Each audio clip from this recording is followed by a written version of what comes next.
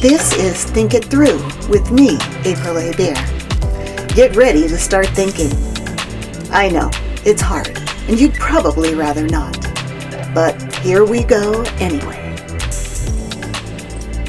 Hello, and welcome back to Think It Through, where we break down logical missteps and sharpen our reasoning skills. Today we're going to look at 3 fallacies that sneak into our everyday arguments: the straw man fallacy, begging the question, and 2 wrongs make a right. I've been seeing a lot of examples of these out in the real world, so I thought it would be a good idea to do an episode about them. Each of these fallacies distorts logic in a different way, but once you know how to recognize them, you'll be well on your way to clearer thinking. These fallacies may be different from each other, but they do have something in common. They are all relevance fallacies. According to the Philosophy Terms website, a relevance fallacy is one in which an argument is made using evidence that may seem important, but doesn't actually have to do with the topic at hand. It's not relevant. Now, that information may feel like it somehow fits, and it may even be tangentially related, but if you look at it closely, you'd see that it's not the kind of evidence that would prove the conclusion in the particular argument being made. Relevance fallacies are often very effective because they act as a distraction. What are they distracting you from? Probably the fact that the arguer doesn't have any good evidence for their claim. They figure if they bring up something that sounds convincing, you'll believe they're making sense when they're really not. Relevance fallacies are often called red herring fallacies. And yes, the term red herring refers to those smelly little smoked fish.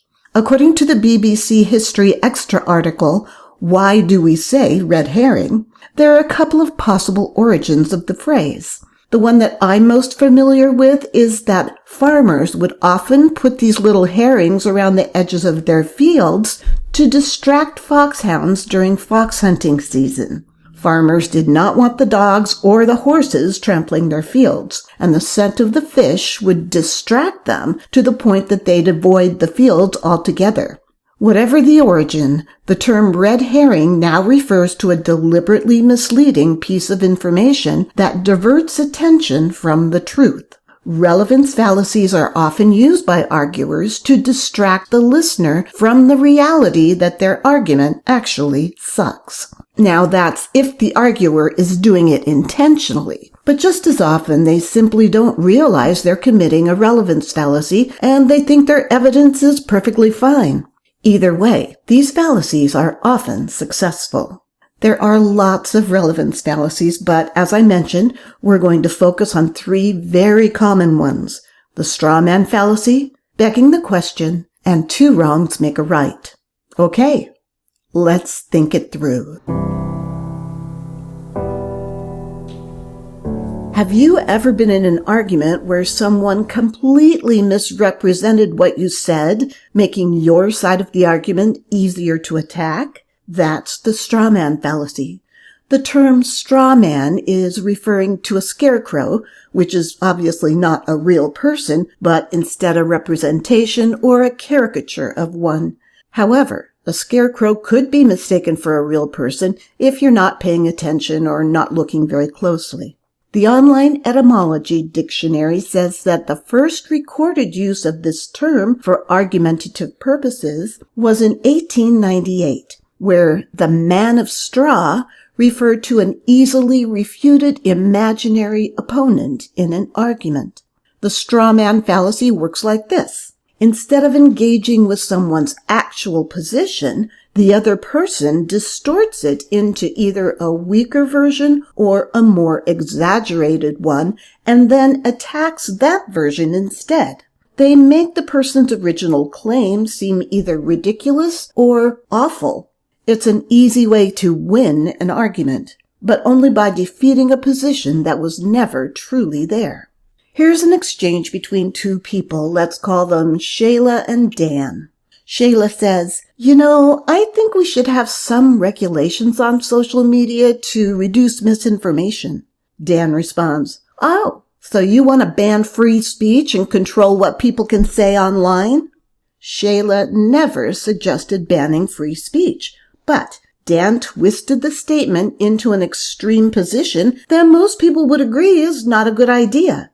He dodges the real discussion by turning the idea of regulating social media into an attack on our freedom of speech. Now, is that a debate worth having? Absolutely. I'll link to an article by RAND, a research organization that talks about public policy challenges, in which they argue that protecting free speech actually compels some kind of social media regulation. But Shayla and Dan will never get to a point in their argument where they might have that kind of discussion, which is too bad, because it's worth discussing. I've seen the straw man fallacy used in Second Amendment arguments as well. As soon as someone mentions that common sense gun regulation measures might be a good idea, someone else will say something like, "Oh, really? Just try coming into my house and taking my guns away." The second person is misrepresenting the first person's arguments by morphing common sense gun regulations into taking everybody's guns away. They probably recognize either consciously or intuitively that it's just so much easier to claim that it's a bad idea to barge into someone's house and take their guns without cause than it is to sit down and have a real discussion about what common sense gun regulations might actually look like. So, as you can see, this fallacy stops any real constructive discussion by representing the original claim in the worst possible light and then dismissing it as ridiculous. So how do we avoid this trap? First, make sure you're not the one doing it. Always clarify what someone actually said before responding. Don't just jump to the worst or most ridiculous representation of their claim. And then be sure to restate the opposing argument fairly before challenging it. As in, let me see if I'm getting this. Are you saying that? And then say what you believe their claim to be. And if you're in the middle of a heated discussion and realize that someone is attempting to straw man your claim, stop and say, "That's not what I said. That's a misrepresentation of my idea. Here's what I'm saying." And then explain yourself. The other person might still attempt to exaggerate or otherwise undermine your claim, but just keep taking it back to your original meaning. If nothing else, they'll realize that you won't let your words be misinterpreted. Next up, begging the question.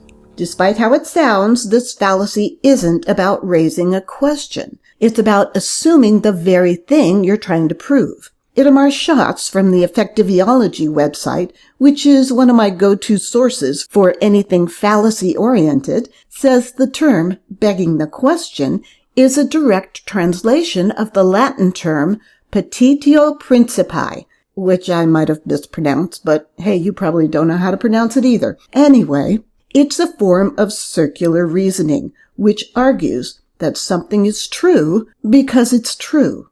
So the because part of that argument, which should be the evidence that proves the claim to be true, is the same thing as what the person is trying to prove. This evidence might be worded differently, but if you look closely, you'll see that it's the same thing as the claim. Like this statement, "The news is fake because it's all just made up." Saying the news is fake and then using as evidence for that claim, "It's all just made up," means you're basically saying the news is fake because the news is fake. Here's another example. We're still using Shayla and Dan. Dan says, "Why do you believe in astrology?" Shayla says, "Because horoscopes are always right." Dan says, "How do you know they're always right?" Shayla says, "Because astrology is a real thing, Dan." See the problem? The argument assumes the truth of astrology without providing any proof. Shayla believes in astrology because she thinks astrology is real, but belief in something is not proof that it's real. This is a circular argument. Here's another classic example. God is real because the Bible says so, and the Bible was inspired by God. Now, I'm not here to say that God isn't real. What I'm saying is that this is a bad argument for the existence of God.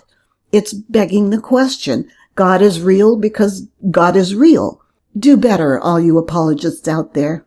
Okay, to be honest, most parents have used this fallacy with their kids at some point, like when you ask your teenager to clean their room or do the dishes or not stay out till 2 a.m., and they say, "Who made you the boss?" And you say, "I'm the boss because I'm in charge." The Helpful Professor website says about this example, many parents who are perhaps too lazy to explain why they're in charge simply tell their children they're in charge because they're in charge. That's just the way it is. I mean, I totally get that saying, "I'm the mom, that's why," is a lot quicker and easier than going into all the reasons why your kid needs to do or not do something. But a better way to respond to children, especially if it's about an important decision, would be something like, "Well, I've been around a lot longer than you, have a lot more experience, and I can make better decisions. Plus, legally, I'm responsible for your actions until you're 18, so it's in both of our best interests for me to make this decision." Your kid is still not going to like it, but at least you've provided some reasonable evidence, and you're not guilty of begging the question. To avoid this fallacy, you really need to understand the basic structure and aim of an argument. In short, for every claim that's made, there should be some kind of evidence to support that claim that isn't the claim itself. If you recognize that the only piece of evidence being presented in a particular argument is just a restatement of the thing that someone's trying to prove, you've uncovered a begging the question fallacy. And when you're the person putting forth a claim, ask yourself, am I assuming my conclusion is true rather than trying to prove it? If the reasoning feels circular, it probably is. Itamar Schatz thinks that a more accurate name for begging the question would be assuming the conclusion. I like that name better. It's certainly more descriptive of what's happening in this fallacy. If we just assume our conclusion is correct and use that as evidence to prove it's correct, we are guilty of this fallacy, whatever we choose to call it. Finally, let's look at a third popular fallacy, two wrongs make a right. This fallacy is also known as the appeal to hypocrisy, whataboutism, and the tu quoque fallacy. It occurs when a person justifies a bad action by pointing to another bad action committed by someone else. Here's another example from Shayla and Dan. Dan's driving a car and Shayla is the passenger and she says, "Oh my gosh, Dan, you're so close to that car. Why are you tailgating it?" Dan says, "Didn't you see? That guy cut me off and almost caused an accident." So the guy ahead of him cuts him off in traffic, which is dangerous and wrong, and now Dan feels justified to tailgate him, which is also dangerous and wrong. Or how about this one? Dan has managed to get them both home without crashing, and Shayla asks him, "Do we have any printer paper?" Dan says, "Yeah, I just brought home a whole carton of paper from the supply closet at work." Shayla says, "Isn't that stealing?" And Dan says, "So what? They're a big corporation. You think they don't steal?" Dan uses the idea that the corporation he works for probably steals to say it's okay for him to steal their office supplies. In each case, Dan's evidence is the fact that other people have also done something wrong and uses that to justify his actions. But does the wrongdoing of others make Dan's bad actions any more acceptable? Not really. But this fallacy makes it seem that way by shifting the focus away from Dan's personal responsibility. Yeah, Dan's kind of a jerk. Now, if the person who did something wrong is accusing the person arguing with them of also doing something wrong, that's a form of this fallacy known as tu quoque, which is Latin for "you do it too." Like the dad telling his son not to ditch school, and the son says, "Why not? I know you ditched school all the time when you were my age." Now you can see why this fallacy is also known as the appeal to hypocrisy. The son is calling the dad a hypocrite because he did the same thing he's telling the son not to do. And sure, that is the definition of hypocrisy. So the dad might think, "Yeah, he's right. I really can't tell him not to ditch school if I did it too," which is exactly what the son wants him to think. However, the dad's actions are separate from the actions of his son. Someone else's mistake doesn't justify your mistake. Saying the dad did it too does not actually do anything to diminish the wrongness of the son ditching his classes. You've probably heard the other term for this fallacy, whataboutism. It's used a lot in social and political commentary these days. Britannica.com defines it as a counter-accusation that diverts attention from the original criticism of a person, country, organization, or idea by returning the same criticism in response, but that criticism has no bearing on the truth value of the original accusation. So, when a nation deflects criticism of its human rights violations by saying, "What about the United States and their history of slavery?" or a politician accused of lying who says, "What about my political foe who told a bigger lie?" The U.S.'s history of slavery has no bearing on other nations' human rights violations, and one politician's lies can't be used to justify the other politician's lies. The best way to counter this fallacy is to simply recognize that two wrongs don't cancel each other out. Just because one wrong exists doesn't mean another one is justified. Shayla should point out to Dan that other people driving dangerously or stealing has absolutely nothing to do with whether he does those things or not. It's still wrong. And the dad could certainly tell his son, "Yes, I did ditch classes. And I failed my sophomore year and had to take summer classes so I could graduate. I don't want that to happen to you. So I'm telling you to go to class." And a smart journalist would see the fallacy in the politicians deflecting of their own lies by pointing out someone else's lies by saying, "Well, that may be, but we're not talking about that right now. Let's talk about what you said that turned out not to be the case." So I hope you can see that two wrongs do not make a right. But it is very true that three rights make a left. And there you have it, 3 common fallacies that can trip us up in discussions. The strawman fallacy misrepresents an argument to make it easier to attack. Begging the question assumes what it's trying to prove, leading to circular reasoning. Two wrongs make a right justifies wrongdoing by pointing to another wrong. Remember that these are just 3 of a much larger number of relevance fallacies. Philosophy professor Matthew Van Cleve, author of Introduction to Logic and Critical Thinking, says that these kinds of fallacies can be very compelling psychologically, but that it is important to distinguish between psychologically compelling but fallacious arguments on the one hand and rationally compelling logical arguments on the other hand. Because the evidence presented in relevance fallacies is, well, irrelevant, they fail to be rationally compelling. By recognizing and avoiding these kinds of logical pitfalls, we can have more thoughtful and productive conversations. Thanks for tuning in to Think It Through, the Clearer Thinking podcast. If you enjoyed this episode, be sure to subscribe and share it with a friend.